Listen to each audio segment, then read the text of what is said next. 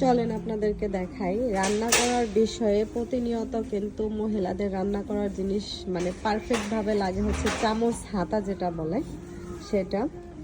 রান্না করার বিষয়ে খুন্তি অনেকে বলে, আমি জানি না, আমরা বলি চামচ বা সেনি, যেটাই বলি না কেন আমরা সেনিও বলি মানিকগঞ্জ ভাষায়, একদম খাস গ্রাম্য বাংলা ভাষা। এই যেগুলো খুন্তি যেটা মানে হাতা রান্না করার জন্য তরকারি ভাজি বা যে কোনো জিনিস রান্না মাংস নাড়ার জন্য, এগুলোর দাম কাঠেরগুলো খুবই ভালো। কানাডাতে কিন্তু ফ্রাই প্যানে রান্না করার জন্য সফট যেগুলো সেগুলো খুব ভালো। আর এমনি স্টিলের বা সিলভারের যে হাঁড়ি পাতিলগুলো আছে সেগুলোর জন্য এই কাঠেরগুলো ভালো। তো এগুলোর দাম মোটামুটি কত করে পড়ে সেটা একটু দেখি। মাত্র $3, যা বাংলাদেশের 250 টাকা। 250 টাকা পড়বে।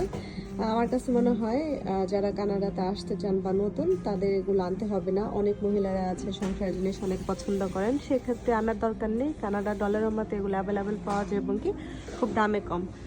সব জিনিস এই যে তংগুলোও কিন্তু পাওয়া যায়, প্রত্যেকটা জিনিস এখানে আরো ইউনিক ইউনিক অনেক সুন্দর সুন্দর। এই যে হচ্ছে, তো জেনে অবশ্যই জানাবেন কেমন লাগলো ভিডিওটা দেখে। আল্লাহ হাফেজ, অনেকটি ভিডিওতে কথা বলি, বাই।